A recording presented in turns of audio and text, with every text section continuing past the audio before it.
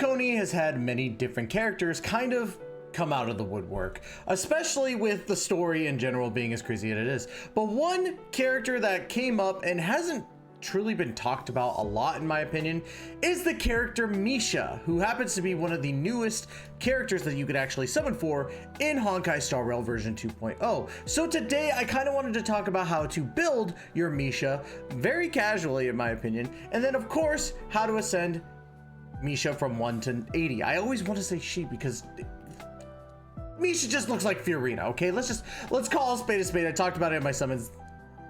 Looks like Fiorina. But anyways, before we get into the content, please make sure to hit that like and subscribe button down below and hit that notification bell to be notified of when the next Honkai Star Rail video comes out. And of course, leave a comment. Would love to hear you guys' opinion on this. And of course, don't forget, I am also sponsored by the ever wonderful GamerSubs. Make sure you use code Tystra at gamersubs.gg for 10% off. And of course, let's go ahead and get into today's video where we're talking about Misha. Right? Misha, the destruction path, and also part of the ice typing.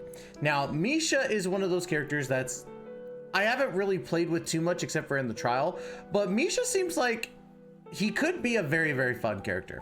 So let's go ahead and first dive into the stuff you're going to need to ascend Misha from level 1 to level 80. First things first, you're going to need these dream collection components. You're going to need the dream flow valves, and you're going to need, where is it? The dream making engines. Here we go. So remember that Hoyoverse works in rules of 3. You're going to need 3 of these dream collection components to make a valve and 3 of the valves to make an engine. Now, these materials come from overworld enemies, so it's not too hard to get them. In my opinion, you should be able to get them just fine. And then of course you have the Dream Fridge, which you get from the newest of the Stagnant Shadows, which is the Dino Raptor Boy, or T-Rex, however you want to call him. But you need 50 of these, which means that at max, when you're getting 5 at a time, you're going to need to fight him 10 times, which isn't too bad because you fight a boss 8 times a day because of how maxed out your Trailblaze power gets. So that's not too bad. Still 2 days of work, but not as much as a 5-star where you need 3 extra tries on top of that. And then let's go ahead and talk about the other stuff right here. As you can see, we have the trace material stuff right here. We have the Boorish Teeth, which is the Penacony's new destruction mat that you get from the Calyxes. And you have to farm new mats for the Penacony characters, which kind of sucks, but at the same time I get it because it just makes sense because it's a brand new area. Make them farm new mats. It's the same thing as Genshin in regards to their books and guides and all that other stuff. So you're gonna need 12 of the Boorish Teeth, you're gonna need 54 of the Loopy Toxin Saw Teeth, and of course, where is it 105 of the Moon Madness Fangs. Now, again, these come from the Red Calyxes, and remember the rules of 3 that Hoyoverse absolutely loves. You're gonna need 3 of these Borazin to make a Lupatoxin Saw Teeth, and then 3 of the Lupatoxin Saw Teeth to make the Fangs. God, that's a lot of words for just materials, right? But remember how we talked about the essential materials before? You need to get 28 more of the Dream Collection components, 42 more of the Dream Flow Valves, and of course, 42 more of the Dream Making Engines. And that brings it up to 40 of the components, what looks to be 55 of the valves, and of course, 56 of the Dream Making Machines. And of course, it obviously doesn't stop there because we do have this, the Past Evils of the Borehole Planet Disaster, which comes from the most recent overworld boss, the Swarm King, coming in 1.6 alongside Ron May. So you're gonna need 12 of these. You can get 3 per run, and that's 9 per week. So that's not too bad. Again, another 2 weeks of doing this, and you should be fine. And then of course, you're gonna need 5 Tracks of Destiny. That's pretty standard, alongside the 2.7 million credits that you're gonna need to ascend Misha from level 1 to level 90 and trace him out completely. Now, let's go ahead and dive into Misha's abilities. Now, Misha here is of the destruction path, which means that he's gonna mainly focus on multi-target. So let's go ahead and talk about it. Room service skill right here, or room service. increases the hits per action for Misha's next ultimate by 1 hit, deals ice damage equal to 250% of Misha's attack to a single target enemy, and ice damage equal to 100% of Misha's attack to the adjacent targets, which means you could target the middle enemy, you're gonna hit the 2 on the side, or so on and so forth. It works really, really well. Not only that though, but it talks about Misha's next ultimate being increased by 1 hit. So let's dive into the ultimate, gonna be late, or gonna be late. I hate the fact that I'm doing that.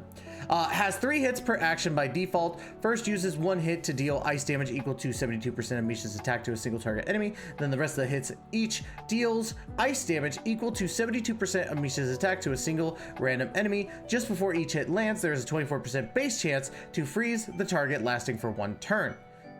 While frozen, enemy targets cannot take any actions at the start of their turn. They receive additional ice damage equal to 36% of Misha's attack. This ultimate can possess up to 10 hits per action.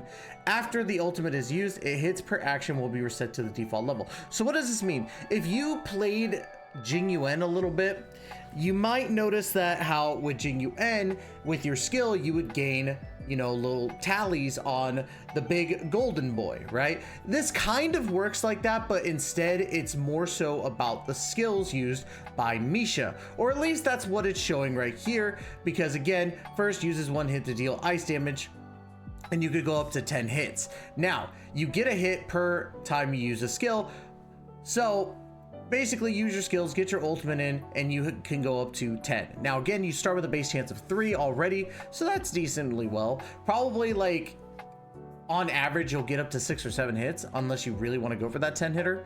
But let's go ahead and talk about the traces that go along with this. First things first, release, which before the ultimate's first hit lands, increases the base chance of freezing the target by 80%, which is awesome because again, being able to freeze your opponents is very, very good. And then of course, interlock, when using the ultimate, increases the effect hit rate by 60%, lasting until the end of the ultimate's current action, which means more freeze chance. You're gonna get frozen in fear by the power of the very scared luggage carrier. So let's go ahead and talk about the talent here. Whenever any ally consumes 1 skill point, Misha's next ultimate delivers 1 more hit per action, and Misha regenerates 3 energy. So Misha really does focus on being on skill use teams. So people like Bronya, like Sparkle, when Sparkle comes out, you could use Ron May a little bit, but I don't think that Ron May's skill only is only used like every 2 turns basically. So yeah, you could also use a Tingyun, a Pella, other kinds of characters as well that are very heavy with the skill point usage. Hell, even someone like Hanya can actually work pretty well in this scenario. But again, Hanya uses the skill and then 2 turns later gives you a skill point back. So there's that. Now, what does that mean for your team? Overall, it means that you're going to be getting that 10 hitter pretty quickly. Now, before I did say with the skill, if you're only focusing on Misha's skill, then Misha is going to average out about 6 to 7 before his ultimate comes out. Now, with this talent, it means that you're gonna hit the 10s a lot quicker than you might think. So that's what I think is awesome. But not only that, we do have a bonus talent here, Transmission. When dealing damage to frozen enemies, increases crit damage by 30%, which is great because again, destruction characters are meant to do damage. So fantastic there. Let's go ahead and talk about the technique here. Wait, you are so beautiful. After using the technique, creates a dimension that lasts for 15 seconds. Enemies caught in this dimension are inflicted with Dream Prison and stop all their actions. Upon entering battle against enemies afflicted with Dream Prison, increases the hits per action for Misha's next ultimate by 2 hits. Only 1 dimension created by allies can exist at the same time. So you could start the boss battle, like I would say use this in a boss battle, obviously. But you would start the boss battle already with like 5 skill points technically, because once you use the ultimate, you have 3 right out the gate. So you start out with 5. So that's pretty dang cool, in my opinion. So I think obviously Misha is pretty dang dope. Like he's one of those 4 stars that I think can actually do a decent amount of damage. But let's go ahead and talk about some stuff to help build your Misha up to a higher standard. First things first, let's talk about light cones. Now with light cones here, you have this free to play on the fall of an Aeon, which you get from Simulated Universe.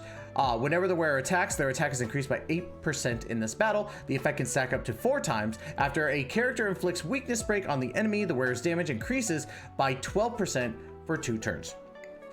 This is a really good option because again, it's a free to play option, and also you get up to, what is it, 32% extra attack on top of that, so that's pretty dang cool. You increase your damage after a weakness break by 12% for 2 turns. I dig it. Another 5-star that you can use is Clara's 5-star weapon, which is something irreplaceable. Increases the wearer's attack by 24%, and when the wearer defeats an enemy or is hit, immediately restores HP equal to 8% of the wearer's attack, and at the same time, the wearer's damage is increased by 24% until the end of their next turn. This effect cannot stack and can only be triggered 1 time per turn. Now, again, remember, the difference between these two is, or not these two, sorry, these two is free to play. Very much free to play right here, right? So I would say go for On the Fall of the Aeon. But if you don't want to use a 5-star, you could always use one of the 4-stars, like this one, Under the Blue Sky. Increases the wearer's attack by 16%, and when the wearer defeats an enemy, the wearer's crit rate is increased by 12% for 3 turns. That's a plus, because again, getting that extra crit rate in your battle is perfect, and it lasts for 3 turns. So usually most battles don't last more than 2-3 turns anyway. So that's perfect. Increase the wearer's attack also by 16%, so that's a plus. Now, of course, you also have the Mole's Welcome You Lycaon right here, which when the wearer uses a basic attack skill or ultimate to attack enemies, the wearer gains 1 stack of Mischievous. Each stack increases the wearer's attack by 12%, and there's no cap.